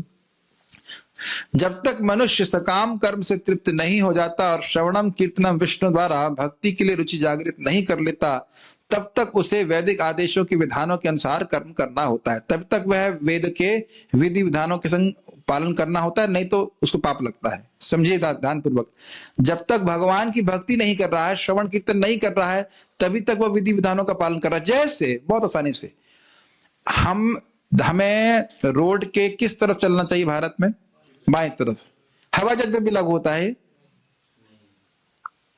क्योंकि नहीं, यहां जाम लगा हुआ है, ये हवाई जहाज को रोको, उसको। वो ऊपर से क्यों जा रहा है? वो रोड के बाएं तरफ क्यों नहीं चल रहा है? समझ में आई बात? ये विधि विधान तभी तक हैं जब तक व्यक्ति भगवान की भक्ति नहीं कर रहा। जो भगवान की भक्ति कर रहा है उसके लिए ये विधि विधान, ये वर्णाश्रम कर्म, ये वो सब करने की आवश्यकता नहीं है। वो भक्ति कर रहा है, उसी से उसको पूर्णता प्राप्त हो जाएगी। प्रश्न एट द एंड में, इस टीका के एंड में एटलीस्ट, ठीक है। पूरा पढ़ लेंगे ना तब प्रश्न ठीक से बैठा पाएंगे। हाँ, अब कोई कहेगा अरे नहीं, भगवान की आज्ञा है तो वर्णाश्रम तो भगवान की आज्ञा है। भगवान कहते हैं ना, भाई क्या है वो, चतुर्वर्णम मया सृष्टम, भगवान ने, मैंने सृष्टि किया है। भगवान वर्णाश्रम कर नहीं करेंगे तो पाप लग जाएगा। मेरे पीछे बोलिए। आज्ञैवं गुणान् दोषान्, आज्ञैवं गुणान् दोषान्, मय्यादिष्टान् अपि स्वकान्, मया दृष्टान् अपि स्वकान्, धर्मान् सन्त्यज्य यः सर्वान्, धर्मान् सन्त्यज्य यः सर्वान्, मां भजेत् स तु सत्तमः, मां भजेत् स तु सत्तमः। तो यहाँ भगवान स्वयं कह रहे हैं उद्धव जी को। कोई भक्त 11वां स्कंद सुनना चाहते तो आज 11वां स्कंद के बहुत सारे श्लोक आपके सामने हैं। वह भली भांति जानता है, वह मतलब भगवान का भक्त, कि विविध शास्त्रों में मैंने, भगवान ने जो धार्मिक कर्तव्य नियत किए हैं उनमें अनुकूल गुण रहते हैं जो उनके करने वालों को शुद्ध करते हैं, और वह जानता है कि इन कर्तव्यों की उपेक्षा से जीवन में त्रुटि आती है। फिर भी संत पुरुष मेरे चरण कमलों की शरण ग्रहण करके समान धार्मिक कार्यों को त्याग कर एकमात्र मेरी पूजा करता है। इस तरह वह जीवों में सर्वश्रेष्ठ माना जाता है। ये बहुत सुंदर श्लोक है। वो जान रहे हैं कि भगवान ने वर्णाश्रम की व्यवस्था करी है उन लोगों के लिए जो भक्ति नहीं कर सकते, तो उनके लिए आवश्यक है कि वो विधि विधानों का पालन करें, और वैसा, और उससे उनकी प्रगति भी होती है, और नहीं करेंगे तो उनकी अवनति होगी, नीचे जाएंगे। लेकिन वो जानता है मूल बात क्या है, भगवान कैसे संतुष्ट होते हैं, भक्ति के द्वारा। और भक्ति करने से व्यक्ति के अंदर सारे सद्गुण आ जाते हैं। तो इसलिए अब उन, क्या कह सकते हैं, उन्हीं विधि विधानों में मन न लगा करके वह अपने मन को निष्ठ करता है, फिक्स करता है कि भगवान की भक्ति करूं, नाम जप करूं, भगवान को प्रणाम करूं, भगवान का प्रसाद खाऊं, इसी से मैं संतुष्ट, इसी से मैं सिद्ध हो जाऊंगा। भक्ति कृष्ण भक्ति कैला सर्व कर्म कृत होए। ये अंडरस्टैंडिंग समझ में आई? कृष्ण की भक्ति कर रहा हूं, मैं सारे कर्म कर दे रहा हूं, मुझे अब अलग कहीं कुछ करने की जरूरत नहीं है। वही एग्जाम्पल, पेट में खाना दे दिया तो अब जैसे आपको कह सकता है अरे भाई लड़कियों की शादी नहीं करवाई तुमने, लड़कों की शादी, पता नहीं क्या सिचुएशन है, लड़के की पता नहीं, और आप घर छोड़ के जा रहे हो और भजन कर रहे हो, ये तो उचित नहीं है, पाप लगेगा। सर बोलते हैं आपको, क्या बोलते होंगे शायद, तो अब नहीं सुनना ना उनकी बात। अब भजन कर रहे हैं ना, आराम से भक्ति कीजिए, कोई पाप नहीं लगेगा, और शादी हो जाएगी, घबराइएगा मत, कोई रुकेगा नहीं आपके। समझ रहे ना मेरी बात? यस। और भगवत गीता में भगवान ने कहा है कि सर्वधर्मान परित्यज मामेकम शरणं व्रज। आगे पूरा कर दो। अहम त्वाम सर्व पापेभ्यो मोक्षयिष्यामि मा शुचः। सभी धर्मों को त्याग कर केवल मेरी शरण में आओ, मतलब मेरा भजन करो। इस पे परम पूज्य गौर कृष्ण महाराज बड़ा सुंदर बोलते, कहते हैं भगवान ये नहीं कह रहे हैं कि सारे पापों को छोड़ के आओ कह रहे सारे धर्म छोड़ करके आओ, पाप मैं छुड़ा दूंगा। सर्व धर्मान परित्यज्य, परित्यज्य मतलब बढ़िया से त्याग दो। आप ये मत सोचो कि मैं इसको त्याग दिया है तो मेरे को कुछ दिक्कत होगी ना, सारे धर्मों को छोड़कर मेरी शरण में आओ, मेरी भक्ति करो। अरे जो पाप लगेगा उसका क्या करेंगे? तो कहते अहम त्वाम सर्व पापेभ्यो मोक्षयिष्यामि मा शुचः। शोक करने की जरूरत नहीं है, मैं I will take care. Prabhupada ji इस पे बड़ा सुंदर कहते हैं, प्रवचन में कहते हैं, कोई व्यक्ति को बोलो भाई वो काम कैसे होगा, और आप चिंता मत करिए हम देख लेंगे। जैसे ही कोई व्यक्ति बोलता है कि वो देख लेगा तो आपकी चिंता चली जाती है कि नहीं, है ना? तो हमें क्या करना है? भगवान की भक्ति करनी है। हम भगवान के पास कैसे पहुंचेंगे, हमारे पाप कैसे नष्ट होंगे, वो सब भगवान देख लेंगे। बहुत सुंदर बात परम पूज्य राधा गोविंद महाराज बता रहे थे। आज मैं बहुत रिफ्लेक्ट कर रहा था इस पर कि भक्ति कर रहे हैं, लेकिन और कुछ पाप रह जाता है, पाप की वृत्ति रहती है, और सोचते कैसे जाएगी, कैसे जाएगी, है कि नहीं? कुछ गंदी आदत रह जाती है, नर्थ कैसे जाएगा, तो समझ ला चाहते हुए भी नहीं जाता है बहुत बार। तो भगवान कह रहे हैं तुम चिंता मत करो, भक्ति करो, सारे धर्मों को छोड़कर मेरी भक्ति करो, पाप मैं छुड़वाऊंगा। पाप छोड़ करके आओ ये नहीं बोल रहे हैं, मेरे पास आओ, पाप मैं छुड़वा दूंगा। समझ रहे ना? भक्ति करेंगे तो सारे पाप अपने आप भगवान हृदय से साफ कर देंगे। और हम तो ऐसा कितने लोग संग देखते होते हुए। इन श्लोकों के आधार पर यह समझना होगा कि यथा तरोर मूल निशेषने ना, श्लोक का अर्थ इस प्रकार से है, जिस प्रकार भगवत उपासना से सभी देवताओं की उपासना हो जाती है और भगवान की संतुष्टि ही सभी वर्णाश्रम धर्म के कर्मों की पूर्णता है, तो जब भगवान अपनी पूजा के द्वारा संतुष्ट हो जाते हैं तो देवताओं के प्रति जो कर्तव्य किसी के होते हैं उनका उद्देश्य भी अपने आप सिद्ध हो जाता है। पेड़ की जड़ में पानी देने के उदाहरण से समझना होगा कि शाखाओं और पत्तियों को जल अपने आप ही मिल जाता है। मतलब कहने का अर्थ यह है कि किसी भी प्रकार से भक्त को वर्णाश्रम धर्म के कर्मों को त्यागने से कोई भी हानि नहीं है। कंक्लूजन ये समझ गया ना? 3 पॉइंट।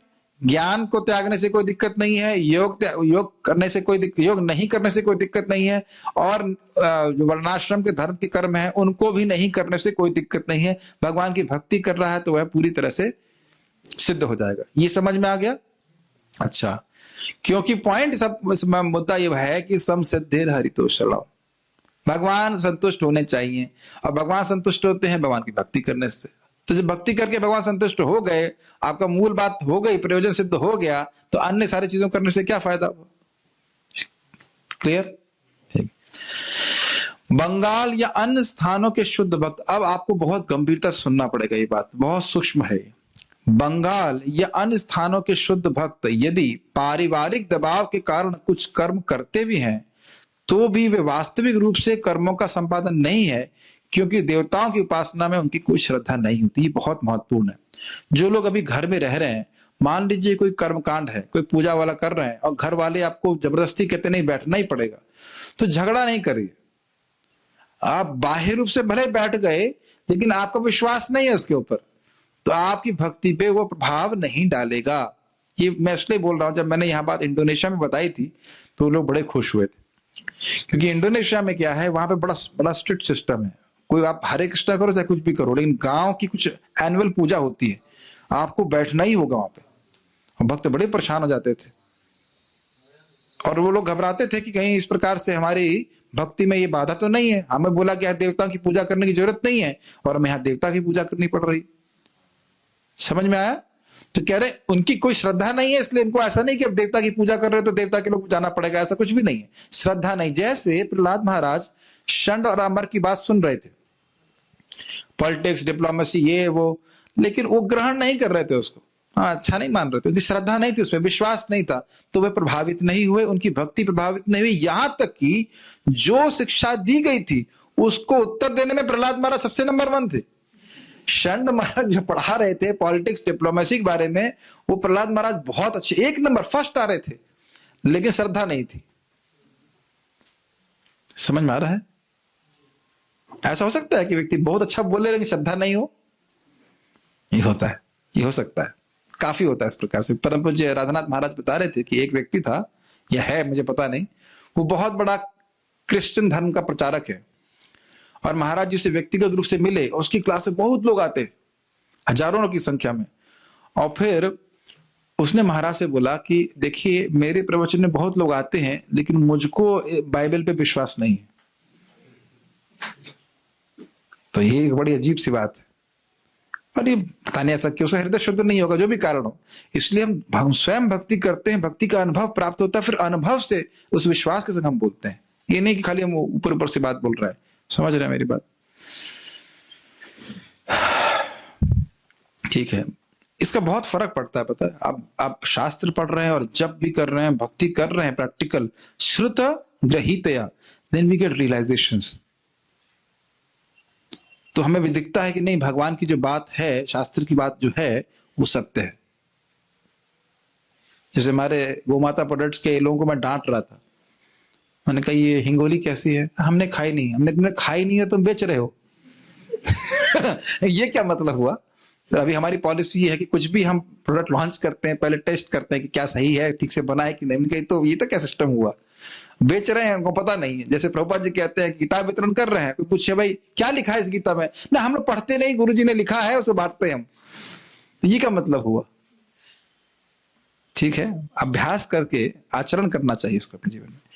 भगवान इस संबंध में कहते हैं, क्यों ऐसा जरा बता रहे हैं। ये तो गीता का श्लोक है। अश्रद्धया हुतम दत्तम तप्तम कृतम चयत असद इत्युच्यते पार्था न च तत्प्रेत्य नो इह। अश्रद्धया, अश्रद्धा से, हुतम मतलब कोई यज्ञ किया जाता है, दत्तम कोई दान किया जाता है, तपसम मतलब कोई तपस्या, तप्तम मतलब कोई तपस्या की जाती है, या और कुछ भी, तो असद इति उच्यते पार्थ। हे पार्थ, उसको असद कहा जाता है, मतलब उसको फल देने वाला नहीं होता है।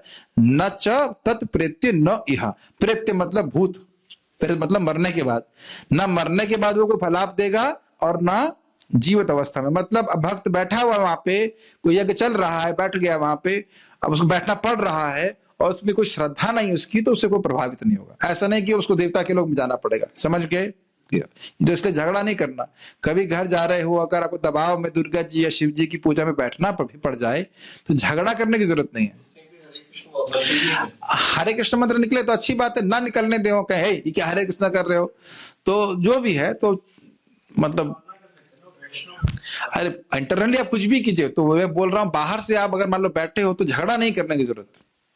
ठीक है, ये बात सबसे अच्छा है कि जाइए ही मत, लेकिन झगड़ा नहीं करने की जरूरत। हे पार्थ, श्रद्धा के बिना यज्ञ, दान या तप के रूप में जो कुछ भी किया जाता है वह नश्वर है, वह असत कहलाता है और इस जन्म तथा अगले जन्म दोनों में ही व्यर्थ जाता है। तो समझ गए ना इसका अर्थ? ठीक है, सबसे अच्छा है कि जाइए मत, यही मंगल आरती करते रहिए। तात्पर्य प्रभुपाद जी का। इससे पहले प्रभुपाद जी का तात्पर्य लें, आपका कोई प्रश्न था तो 1 मिनट में 30 सेकंड में पूछिए।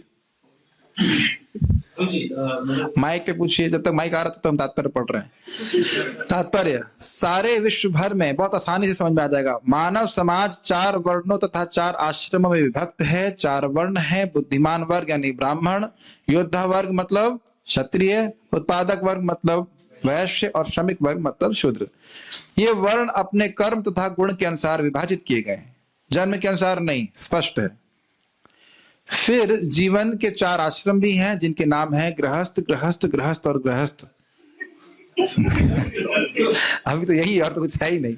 विद्यार्थी जीवन, गृहस्थ जीवन, वानप्रस्थ तथा भक्त जीवन या संन्यास का जीवन।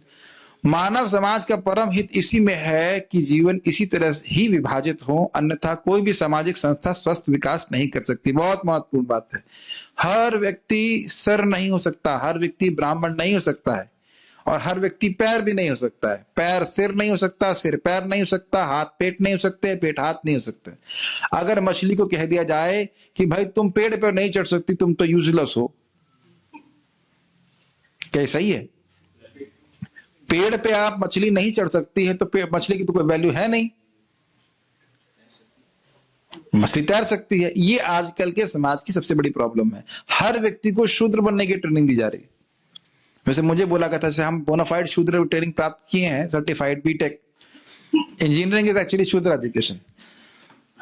ठीक है, तो मुझे बोलते हैं लोग, आईआईटी करके भी आप भक्त बन गए, ब्रह्मचारी बन गए, मतलब ब्राह्मण का कार्य कर रहे हैं, हम भागवत पढ़ा रहे हैं, जब कर रहे हैं, भक्ति कर रहे हैं, तो मतलब ब्राह्मण बनना, भक्त बनना, प्रचारक बनना, ये कोई करियर हो सकता है? समझते ही नहीं लोग। सबको शूद्र ही बनना है, और इससे लोग फ्रस्ट्रेट होते हैं। मुझे एक व्यक्ति बोल रहा था, उसकी आर्ट में रुचि है, उसको इंजीनियरिंग करवा रहे हैं जबरदस्ती। मैं भक्त बोल रहा था, ये बहुत गलत है। समझ रहे हैं? मैं ज्यादा व्याख्या नहीं करना चाहता, लेकिन यह समझना चाहिए कि व्यक्ति की क्या प्रवृत्ति है, उसके अनुसार उसको नियोजित करना चाहिए। लेकिन मैं उधर ज्यादा फोकस नहीं कर रहा। इतनी बात बोलने से शायद समझ में आ जाता है। सब लोग इलेक्ट्रिकल इंजीनियर नहीं बन जाते, और बनने की जरूरत भी नहीं है। कुछ तो होने चाहिए लोग। मान लीजिए मेरा सर नहीं होता यहाँ पे, तो कैसा लगता? बॉर्डर लगता। सोचिए कि सर ना हो तो फिर। और आप देखिए, सारी ज्ञानेंद्रिय सर पे ही है ना, आंख, कान, नाक, जीभ और त्वचा। त्वचा तो खैर हर जगह है, लेकिन है ना सेट, यहाँ पे पूरा सेट है ना। सारा ज्ञान का काम नहीं। सर नहीं हो तो हाथ और पैर कहां जाएंगे? आंखें दिशा देती है ना, तो ये हो रहा है।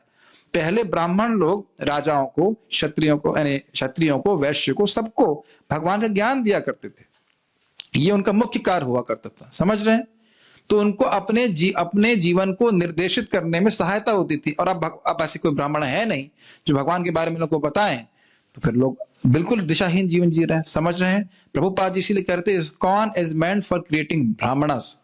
इस्कॉन का उद्देश्य है ब्राह्मणों की सृष्टि करना। जो भगवान का नाम जप करेगा, भागवत पढ़ेगा, वो सबसे अच्छा ब्राह्मण है, और यही भागवत का प्रचार करना चाहिए। तो ब्राह्मण बनना भी करियर है कि नहीं प्रभु जी? मेरा प्रश्न मानते हो? क्यों? या केवल शूद्र ही बनना सबको? बोनाफाइड हाई फाई शूद्र, सर्टिफाइड हाँ IIT शूद्र अरे बोलेंगे तो कोई सुन लेगा, तो कोई कोर्ट केस ना करते, लेकिन वास्तविकता यही है। इनमें से जीवन के प्रत्येक विभाग का लक्ष्य परम सत्ता भगवान को प्रसन्न करना है। देखिए, शूद्र हो चाहे कुछ भी हो, शूद्र भी भगवान को सेवा करके भगवान को संतुष्ट कर सकता है, और हरे कृष्ण मंत्र तो जब कोई भी कर सकता है। मानव समाज के इस संस्थागत कार्य को वर्णाश्रम धर्म के रूप में जाना जाता है, जो सुसंस्कृत जीवन के लिए अत्यंत स्वाभाविक है। मतलब स्वाभाविक क्यों है? हर व्यक्ति अपने स्वभाव के अनुसार कार्य कर रहा है। वर्णाश्रम धर्म का निर्माण इसलिए किया गया है कि परम सत्य की अनुभूति हो सके, और वो कैसे होगी? भक्ति करके। तो व्यक्ति अपने अपने वृत्ति परक ब्राह्मण, क्षत्रिय, वैश्य, शूद्र के अनुसार कार्य करे, लेकिन वो सीखे कि कैसे अपने कर्मों से भगवान को संतुष्ट कर सकते हैं। ये बात पकड़ के चलिएगा, इसका लिंक होगा अगले श्लोक से जो हम कल देखेंगे। इसका निर्माण एक विभाग का दूसरे पर कृत्रिम आधिपत्य के लिए नहीं किया गया। ऐसा नहीं है कि ब्राह्मण हो गया कोई व्यक्ति और क्षत्रिय और वैश्य और शूद्रों को दबाएगा, उनका शोषण करेगा, ऐसा नहीं होता है। ये क्षत्रिय है वो अन्यों का शोषण करेगा, नहीं। जैसे हमारा हाथ हमारे शरीर का शोषण नहीं करता है, हमारा पेट हमारा शरीर का शोषण नहीं करता है, सिर हमारे शरीर का शोषण नहीं करता।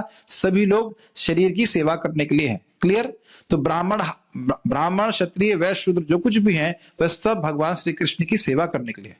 सबकी सेवाएं अलग अलग हो सकती हैं, लेकिन सब लोग सेवा करेंगे। अरे भाई, जब अनाज उगेगा तभी तो कुछ खाएगा ना, चाहे ब्राह्मण हो, चाहे शूद्र हो, चाहे कुछ भी हो।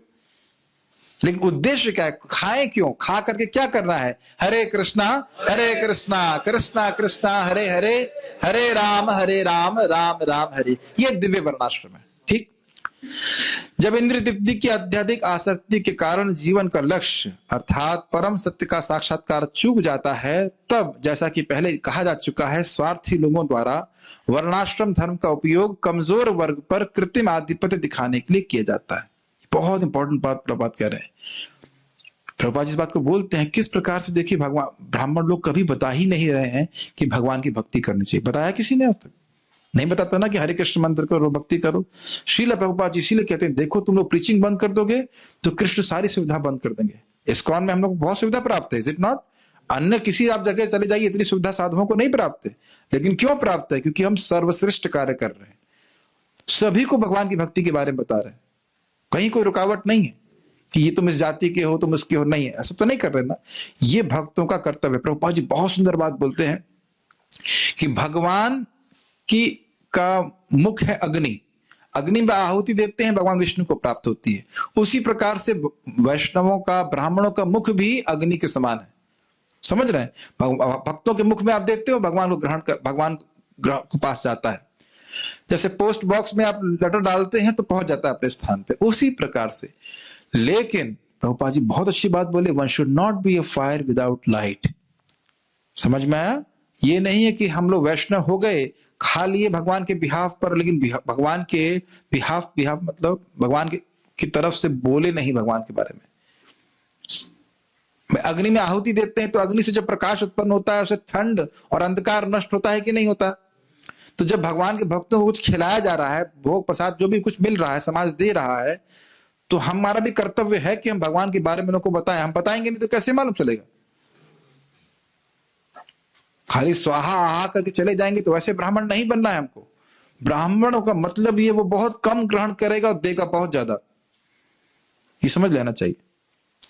Make sense? तो वहां पे कोई कृत्रिम आधिपत्य जताने का कोई मतलब ही नहीं होता है, इज कंप्लीटली सेल्फलेस। एक छोटा सा उदाहरण आपको बताऊंगा, चाणक्य पंडित की कहानी आप जानते ही होंगे। चाणक्य पंडित के सलाह से, क्या नाम था उनका? चंद्रगुप्त जी, हाँ, चंद्रगुप्त मौर्य वंश की स्थापना करती है, केवल एक ब्राह्मण की सलाह से, सब जानते हैं इस बात को, और वो उनके प्रधानमंत्री थे, ये भी आप जानते हो। एक बार एक व्यक्ति चाणक्य पंडित जी से मिलने के लिए आया और उस समय वो कुछ कार्य कर रहे थे। उन्होंने कहा मैं कुछ आपसे बात करना चाहता हूं। तो उस समय दीपक होता था, आप जानते हो उस कथा को, तो दीपक जल रहा था और उन्हें कहा एक मिनट रुकिए, इस दीपक को जरा वो बंद कर। उस दीपक को बंद किए, फिर दूसरे दीपक को जलाए। उसने कहा अरे ये क्यों किया आपने? ने कहा देखिए पहले मैं राज कार्य कर रहा था, कुछ राज कार्य के संबंध में कुछ कार्य कर रहा था, इसलिए वो जो तेल था वो राजा का तेल था, उसलिए वो दीपक जल रहा था। अभी मैं आपसे बात कर रहा हूं, मेरी व्यक्तिगत बात है, तो मेरा व्यक्तिगत तेल जलना चाहिए। इस प्रकार से क्यों? तभी ऐसा व्यक्ति राजा को निष्पक्ष रूप से सही सलाह दे सकता है। अगर उनके उस पर वो आश्रित होने लग गया तो फिर वह नहीं कर पाएगा, नहीं राजा को ठीक से ज्ञान दे पाएगा। ठीक, तो छोटी सी बात मैं बोल रहा हूं, ये आधिपत्य जताने के लिए नहीं, अपितु सबको सही दिशा देने के लिए ब्राह्मण होते हैं। कलयुग में अर्थात कलह प्रधान युग में यह कृत्रिम आधिपत्य पहले से चालू है, किंतु जो लोग सयाने हैं वे जानते हैं कि वर्ण तथा आश्रम विभाग सहज सामाजिक व्यवहार तथा उच्च उपचार युक्त आत्म साक्षात्कार के लिए है, अन्य किसी प्रयोजन के लिए नहीं। मतलब कोई भी व्यक्ति अपनी इंद्रिय तृप्ति को लक्ष्य ना बनाए वर्णाश्रम के द्वारा, अपितु भगवान को संतुष्ट करने के लिए बनाए। यहाँ पर भागवत का कथन है कि जीवन का सर्वोच्च लक्ष्य या वर्णाश्रम धर्म की चरम सिद्धि यह है कि हम सब मिलकर परमेश्वर को प्रसन्न रखें। सबके कार्य अलग अलग हो सकते हैं, लेकिन मंगल आरती में हमारे मंदिर में किसी को जाने की छूट कोई रोक है क्या? सभी आ सकते हैं जो आना चाहते हैं। एटलीस्ट हरे कृष्ण मंत्र करने में कोई रोक है? आपको माला मिली नहीं मिली तो हम मिल गए, कोई कोई रुकावट नहीं ना। ठीक, इसकी पुष्टि प्रसाद खाने में कोई रुकावट है? सभी लोग खा सकते हैं। तब देख रहे हैं लोग समझ नहीं पाते हैं इस्कॉन कितनी उदार है, इसमें जाति पाति का कोई भेद नहीं, सब लोग भगवान की भक्ति कर सकते हैं। Is it not? इसकी पुष्टि भगवत गीता में भी हुई है। 4.13 क्या है जरा बताएंगे कोई? मैंने ध्यान नहीं दिया इस पर। 4.13 क्या है? ठीक है, तो उम्मीद है कि आप लोग को समझ में आया। अतः पुंबी द्विजा श्रेष्ठ वर्णाश्रम विभागशः स्वानिष्ठ धर्मस्य संसिद्धिर हरितोषणम। तो भगवान की भक्ति करके ही सारी सिद्धि प्राप्त होती है और भगवान भक्ति से प्रसन्न होते हैं, ये सब हमने सीखा। और वर्णाश्रम की व्यवस्था जितने भी विभाग हो हैं उससे उद्देश्य यही है कि लोग भगवान को संतुष्ट करें। अब भगवान को संतुष्ट कैसे कर सकते हैं वो हम अगले श्लोक में देखेंगे, आज नहीं होगा, वो कल होगा। हम यहाँ कुछ प्रश्न देख लेते हैं किसी प्रश्न का। चतुर्वर्णम मया सृष्टम गुणाश कर्म विभागशः विद्य कर्तारम अव्ययम। ठीक है, ओके। अच्छा, जो भोग हमारे लिए वर्जित है तो आप बार बार भोग की बात क्यों करते हैं? प्रश्न समझ में नहीं आया मैं। जब भोग हमारे लिए वर्जित है तो आप बार बार भोग की बात क्यों करते? नहीं समझ में आया प्रश्न। 11 और 12 में अंतर बताएं। 11 और 12 में, अभी तो 13 चल रहा है ना, अभी तो 13 में। अब कैसे, आप पहले पूछना चाहिए था प्रश्न आपको। प्रभु जी, जैसे कोई अपने माता पिता से अलग होकर भक्ति करता है और उनकी सेवा नहीं करता तो ये धर्म होगा क्या?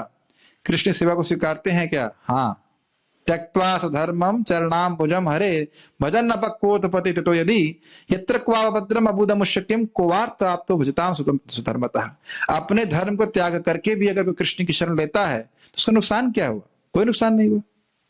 अब ये भक्ति संदर्भ से सुनिए, एक लड़का अगर सन्यासी ब्रह्मचारी हो गया तो उसके कुल के कुल उतर जाते हैं। एक माता पिता की तो बात छोड़िए, इतना आसान से ना होता है।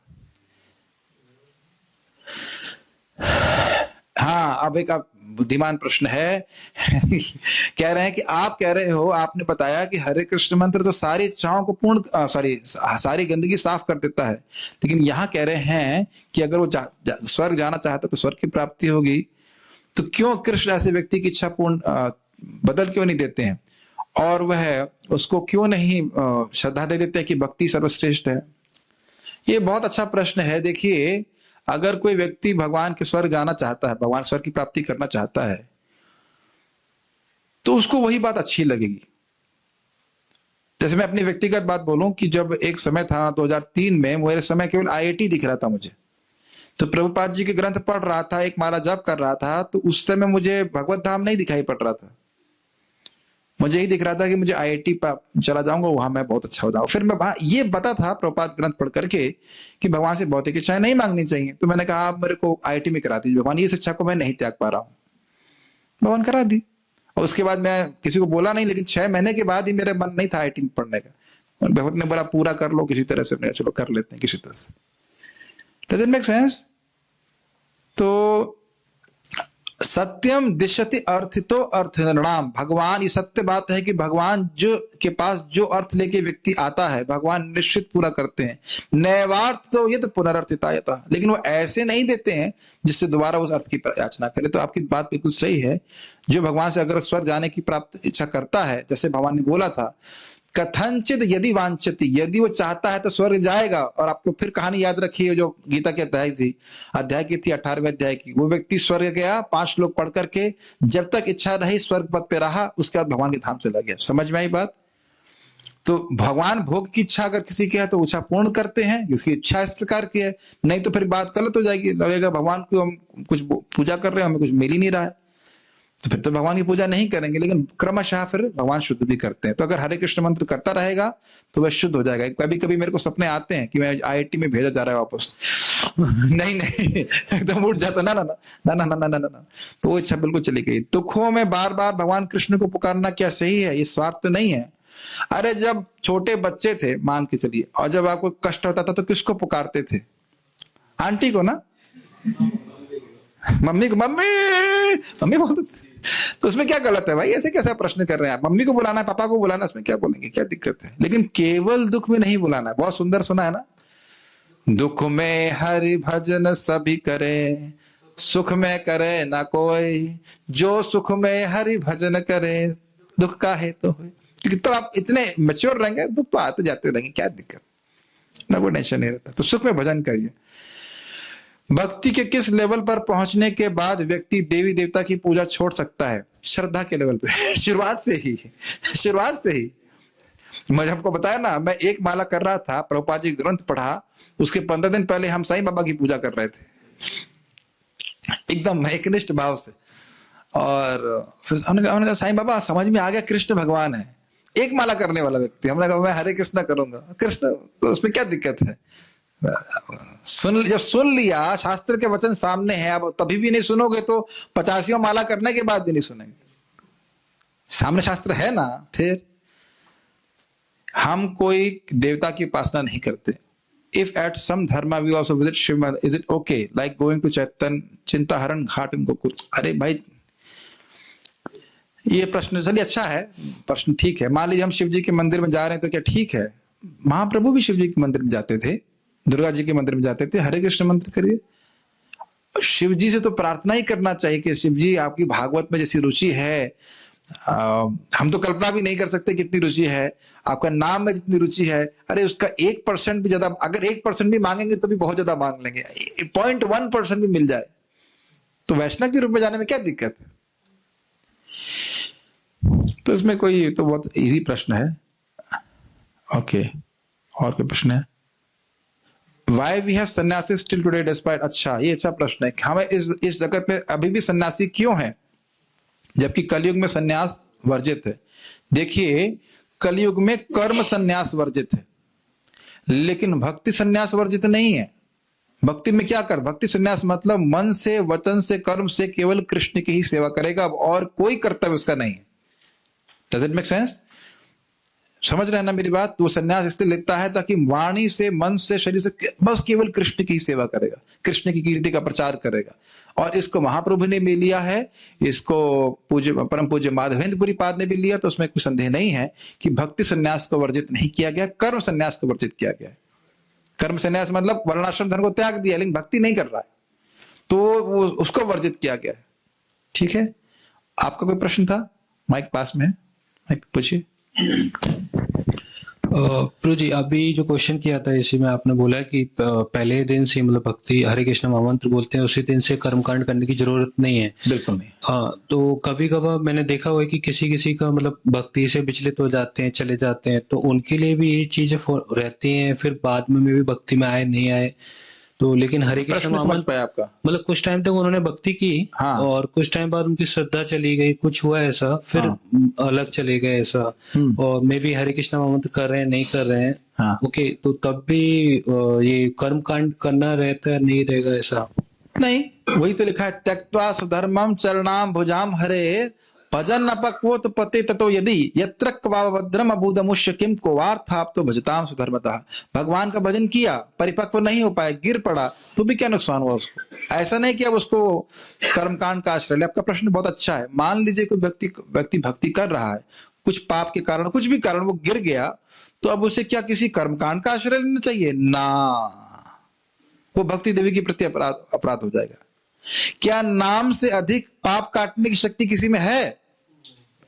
अगर कोई सोचे कि भाई मैं हरि नाम को छोड़कर कुछ और प्रायश्चित करूंगा, तो नामापराध है वो। समझ में आई बात? अगर आप ये सोच रहे हैं, हम में से कोई व्यक्ति सोच रहा है कि मुझसे कुछ पाप हो गया, कुछ गलती हो गई, तो मैं भक्ति को छोड़कर, नाम को आश्रय छोड़ करके किसी और प्रायश्चित को करूंगा, तो वह नाम के प्रति अपराध है। नाम के बराबर किसी की शक्ति है पाप काटने की? उतना तो पापी पाप कर नहीं सकता जितना नाम पाप काट सकता है। समझ में आई बात? तो किसी भी अवस्था में, चाहे व्यक्ति का पतन हो, चाहे कुछ भी हो, वो शुरुआत में हो जाता है, कोई बात नहीं, भौतिक इच्छाएं रहती हैं, फिर उसको भक्ति ही करनी चाहिए। ये सब सिद्धांत भक्ति रसामृत सिंधु में स्पष्ट किया है। भक्ति कर रहा है, कुछ गलती हो जाए तो उसका प्रायश्चित क्या है? भक्ति ही करना है। अरे अब आपको ऐसी बात बोलूंगा, विश्वास नहीं करेंगे। चक्रवर्ती पाद 6.2.9-10 में क्या लिखते हैं, सुनिए। वो कह रहे हैं कि एक ही नाम हरे कृष्ण एक ही बार बोल दिया, उससे अविद्या भी नष्ट हो जाती है, यानी पाप करने की प्रवृत्ति भी नष्ट हो जाती है। तो भक्त लोग पाप क्यों करते हुए दिखते हैं? भगवान जानबूझ करके थोड़े समय तक रखते हैं, ताकि अन्य कुछ प्रोसेस भी चलते रहें, लोगों की श्रद्धा उनमें खत्म ना हो जाए। माइंड ब्लोइंग कमेंट्री, जिनको अंग्रेजी आती है, मैं सब प्रवचन रखा हूं उस पे, होली नेम पे, सुन लीजिएगा। हम लोग एकदम एक एक लाइन को पढ़कर डिस्कस किया, याद है ना? Mind blowing. और आप देखना क्या होगा, भक्ति करते रहेंगे, आपको जो पाप या आसक्ति जा नहीं रही थी, ऐसे गायब हो जाएगी जैसे कपूर उड़ जाता है खाया से। बस भक्ति करते रहो। जो आज आपको लग रहा है ना बड़ा कठिन है त्यागना, एकदम से गायब हो जाएगा। बस भक्ति अच्छे से करते रहिए, जप करते रहिए, भागवत श्रवण करते रहिए, क्योंकि अंदर से भगवान सफाई कर रहे हैं। थोड़ी सी धूल निकलेगी, कचरा निकलेगा, लेकिन अगर भक्ति करते रहे तो ऐसा साफ हो जाएगा कि आपको पता ही नहीं चलेगा। जैसे कहते हैं ना, गधे के सर से सींग। ये बहुत गंभीर बात बोल रहा हूं। बहुत से भक्त लोग कुछ अपने अनर्थों के संग में वह संघर्ष जरूर कर रहे होंगे, ठीक है ना? लेकिन अगर भक्ति करते रहेंगे तो अनर्थ सारे गायब हो जाएंगे। भगवान का नाम जप करते रहिए, भगवान का प्रसाद खाते रहिए, भागवत श्रवण करते रहिए, सब कुछ। ये स्वयं भागवत में बोला गया, अनर्थ उपशमो साक्षात भक्ति योगम अधोक्षजे लोकस्य जानतो विद्वांस चक्रे सात्विक संहिता। ये जितने भी अनर्थ हैं, काम, क्रोध, लोभ, मोह, मद, मत्सर्य, ये सब भक्ति योग के द्वारा पूरी तरह नष्ट हो जाएंगे। कभी निरुत्साहित नहीं होना चाहिए। जितना हम भक्ति कर सके करते रहना चाहिए, सब कचरा साफ हो जाएगी। ठीक है? कोई प्रश्न है? हाँ बताइए। यहाँ कोई और कुछ बोल रहे हैं? Have a question please unmute. प्रश्न आपको लिख करके पूछना पड़ेगा, क्योंकि बोलने मैं उनको बोल रहा हूँ, जूम वाले डिवोटीज को बोल रहा हूँ। ठीक है? हाँ हरे कृष्ण प्रभु जी। बोलिए। प्रभु जी, कृष्ण ने हम मनुष्यों को धरती पर क्यों भेजा है और मनुष्य जीवन का श्रेय क्या है, परम लक्ष्य क्या है? यही चर्चा तो इसमें अध्याय में हो रही है। भगवान की परम लक्ष्य श्रेय है मनुष्यों के लिए भगवान के चरणों में शुद्ध प्रेम की प्राप्ति करना, और उसको प्राप्ति का साधन है भगवान की भक्ति। यही चर्चा हो रही है इस पूरे अध्याय में। भगवान का नाम जप करे, भगवान की भक्ति करे, और भगवान के चरणों में प्रेम की प्राप्ति कर ले। आज हम भक्ति वृक्ष नहीं कर पाएंगे, आज क्लास ओवर हो गया, तो हम लोग पारायण कर लेते हैं। आज के एकादशी पारायण तो कर ही सकते हैं, और हमारा सेशन जो है 9 बजे समाप्त होना चाहिए। तो उसके बाद भी लोग जप करेंगे, कीर्तन कर सकते हैं। अगर भक्तों को कीर्तन की इच्छा तो कीर्तन कर सकते हैं। ठीक है? So we shall stop our first session here. 1 second.